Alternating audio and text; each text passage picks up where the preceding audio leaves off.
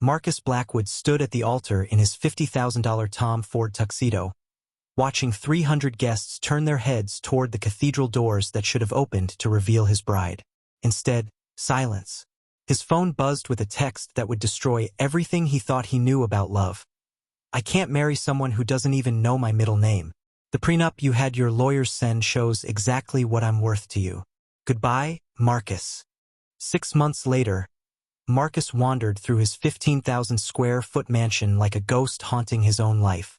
The place that once symbolized his success now felt like a mausoleum. Empty champagne bottles lined the marble countertops, and his housekeeper had quit 3 weeks ago, unable to tolerate his increasingly erratic behavior. The tech mogul who had built a billion-dollar empire from his garage couldn't figure out how to operate his own washing machine. That's when Elena Vasquez appeared at his door. She stood on his doorstep that rainy Tuesday morning, her dark hair pulled back in a simple bun, wearing a modest black dress and carrying a worn leather briefcase. Everything about her seemed ordinary, except her eyes.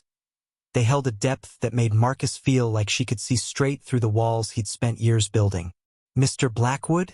I'm here about the housekeeping position. Marcus frowned. I haven't posted any job listings. Elena smiled, a mysterious curve of her lips. Sometimes the best help arrives when you need it most, not when you ask for it. She glanced past him at the chaos visible in his foyer, takeout containers, scattered mail, a crystal vase lying in pieces. May I come in? Something in her voice, calm, assured, almost maternal, made him step aside. As she entered, Marcus caught a subtle scent of lavender and something else, something that reminded him of his grandmother's house, though he couldn't place what. I don't need a maid, Marcus said, following her as she surveyed the wreckage of his living room. I don't know what I need. Elena set down her briefcase and began collecting empty whiskey glasses from the coffee table. You need someone who understands that a house isn't just a building. It's a reflection of the soul living inside it. Over the following weeks, Elena transformed the mansion with an efficiency that bordered on supernatural. She never seemed to sleep. Marcus would stumble downstairs at 3 a.m. to find the kitchen spotless, fresh flowers arranged on the island, and a plate of homemade cookies cooling on the counter. The mansion's cold, sterile atmosphere began to change. Warm lighting replaced harsh fluorescence, soft music drifted from hidden speakers, and somehow the temperature always felt perfect in every room. But it wasn't just the cleaning that unnerved him. Elena had an uncanny ability to anticipate his needs before he expressed them. She seemed to move through the house like she'd lived there for decades, never needing directions to find anything, never asking where supplies were kept. More disturbing still, she had keys to rooms Marcus didn't remember giving her access to, including his private study that had been locked since Victoria left.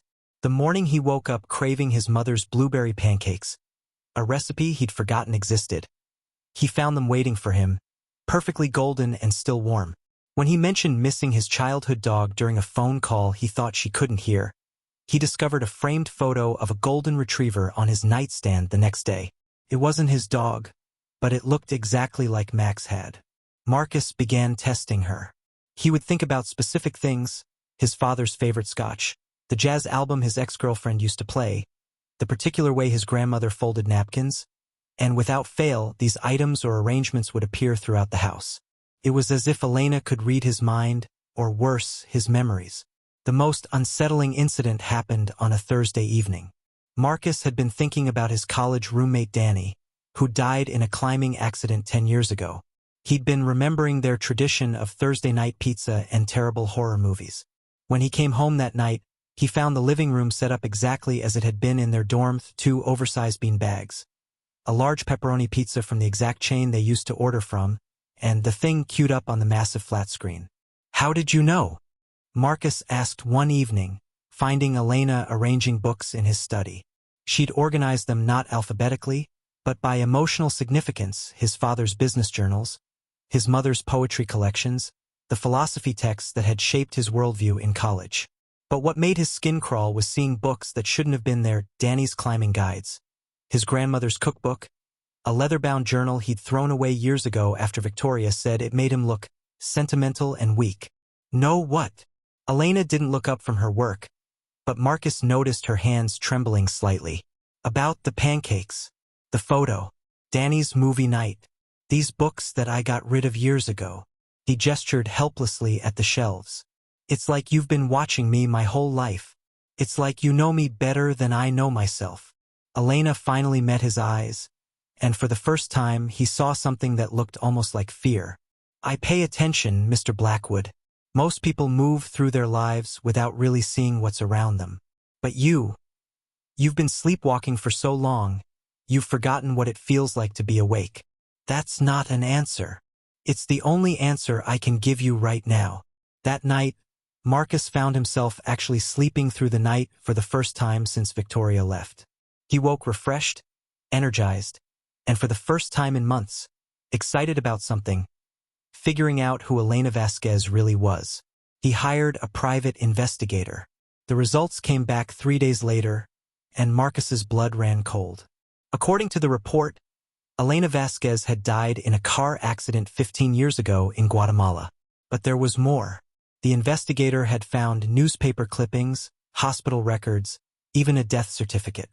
Elena Vasquez had been 17 years old, an orphan who'd spent her final weeks in the children's wing of Hospital San Juan de Dios in Guatemala City.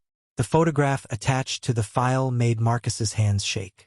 It was definitely her, the same dark hair, the same knowing eyes, the same mysterious smile. But the girl in the hospital photo looked exactly the same as the woman currently living in his house. Not aged, not changed. Identical. Marcus stared at the documents spread across his desk, his mind racing through rational explanations. Identity theft. Coincidence. Some kind of elaborate con game. But none of it explained how she knew things that only existed in his memory, how she had access to items that no longer existed, how she seemed to move through his life with the familiarity of someone who'd been watching him for decades. Marcus confronted her that evening as she prepared dinner in the kitchen. Somehow, she'd made his favorite meal again, though he'd never told her what it was. Elena. His voice cracked as he said her name. We need to talk. She didn't turn around from the stove, but her shoulders tensed slightly. The wooden spoon in her hand stopped stirring, and Marcus noticed that the kitchen had fallen completely silent. No humming from the refrigerator, no ticking from the clock, as if the house itself was holding its breath. I wondered when you'd start asking the right questions. Who are you? He set the manila folder on the counter between them, the hospital photograph face up. And don't tell me you're Elena Vasquez, because Elena Vasquez died 15 years ago in Guatemala City. She slowly turned, and for the first time since she'd arrived, Marcus saw vulnerability in her eyes. But there was something else too, relief, as if she'd been carrying a tremendous weight and was finally allowed to set it down. I'm exactly who I said I was. Elena Vasquez. I just took a different path to get here. The Elena Vasquez I found died 15 years ago, in a hospital, alone. He picked up the photograph. This is you, isn't it? Exactly as you look now. Yes, she said simply. She did. Marcus felt the room spin. The rational part of his mind, the part that had built algorithms and solved impossible engineering problems, screamed that this was impossible. But another part, a part he'd buried under years of logic and skepticism, whispered that he'd known something was different about Elena from the moment she'd appeared at his door. That's impossible. Elena moved to the kitchen island, placing her hands flat on the marble surface. As she did, Marcus noticed something he'd never seen before. Her reflection in the polished stone was fainter than it should have been, translucent around the edges. Is it? You're a tech genius, Marcus. You've built virtual worlds, created digital lives, made the impossible seem routine. You've spent your career pushing the boundaries of what people think is real. Is it really so hard to believe that sometimes the universe provides exactly what someone needs, even if it doesn't make logical sense? You're saying you're a ghost? I'm saying I'm here. I'm saying I've spent 15 years watching people like you, brilliant, successful, utterly lost souls who've forgotten how to live. And I'm saying that sometimes, when someone is drowning, help comes from the most unexpected places. Marcus sank onto a bar stool, his mind reeling. This is insane. Is it more insane than the fact that a man who can afford anything money can buy was slowly dying of loneliness in a house filled with everything except what mattered? Elena's voice was gentle but firm. You were disappearing, Marcus. Day by day, choice by choice, you were becoming less human and more machine. Someone had to remind you what it felt like to be alive. But why me? Elena's expression softened. Because 15 years ago, when I was dying in that hospital bed, alone and afraid, a young man sat with me for 3 hours. He held my hand, told me stories about his dreams of changing the world through technology, and promised me that my death wouldn't be meaningless, that he'd use his success to help people who had been forgotten. Marcus's face went white. The volunteer program, the children's hospital in Guatemala. I was there on a mission trip. You were 22. I was 17. You probably don't even remember me. Just another dying girl in a ward full of them. But you gave me something precious in those final hours. You gave me hope that there were still people in the world who cared about strangers.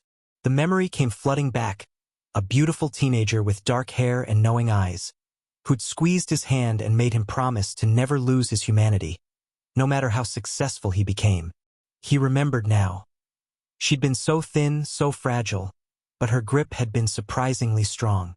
She'd made him tell her about his dreams, his plans to use technology to help people. And when the nurses came to tell him visiting hours were over, she'd looked at him with those same mysterious eyes and whispered, "Promise me you'll remember this moment when the world tries to make you forget who you really are." He'd carried that promise with him for years, until ambition and heartbreak had buried it under layers of cynicism and isolation. Until Victoria's betrayal had convinced him that caring about people only led to pain. "Elena," he whispered, his voice breaking. "I kept watch," she continued, her own voice thick with emotion. "I saw you build your empire, saw you help thousands of people through your technology and your philanthropy. But I also saw you losing yourself, piece by piece, choice by choice. The night Victoria left you, I watched you standing on your balcony at 3 a.m., looking over the edge, and I knew it was time." Marcus remembered that night, the crushing weight of rejection, the feeling that he'd failed at the one thing that should have mattered most. He'd stood there for 2 hours, wondering if anyone would even notice if he simply disappeared. "You saw that. I kept watch," she continued. "I saw you build your empire, saw you help thousands of people through your technology and your philanthropy. But I also saw you losing yourself. The night Victoria left you, I watched you standing on your balcony at 3 a.m., looking over the edge, and I knew it was time." Tears were streaming down Marcus's face now. "You came back for me. I came back to remind you who you really are. The kind of man who sits with dying strangers and makes them feel less alone in the world." For a long moment, they stood in silence, the weight of 15 years hanging between them. Finally, Marcus found his voice. "What happens now?" Elena smiled, and this time it reached her eyes. "Now you remember. You remember that love isn't about prenups and public appearances. It's about seeing someone, really seeing them, and choosing to care anyway. You remember that success without connection is just expensive loneliness. You remember the promise you made to a dying girl about using your gifts to help people who need it most. And you? What happens to you?" "I'll be around," Elena said mysteriously. "Different forms, different faces, wherever people like you need reminding of who they really are." The next morning, Marcus woke to find Elena gone. No note, no goodbye. Just the scent of lavender lingering in the air, and a single photograph on his nightstand. The picture from the hospital 15 years ago, showing him holding hands with a beautiful teenager whose eyes held all the wisdom in the world. But Elena had left something else behind. A transformed house that now felt like a home, and a transformed man who remembered what it meant to be human. 6 months later, Marcus stood in the lobby of the new community center he'd funded in Elena's memory, watching children from the local shelter learn coding skills that might change their lives. He'd simplified his life, downsized his mansion to a comfortable home, and started a foundation dedicated to helping people who'd been forgotten by society. And sometimes, late at night, he caught the scent of lavender and felt a presence watching over him. reminding him of the promise he'd made to a dying girl who'd somehow found a way to keep her promise to him in return. The local newspaper ran a feature about the mysterious benefactor who'd transformed the neighborhood. In the photo, Marcus stood surrounded by smiling children, and if you looked closely at the background, you might notice a woman with dark hair and knowing eyes, watching from the crowd. But that's impossible, isn't it? After all, Elena Vasquez died 15 years ago, didn't she?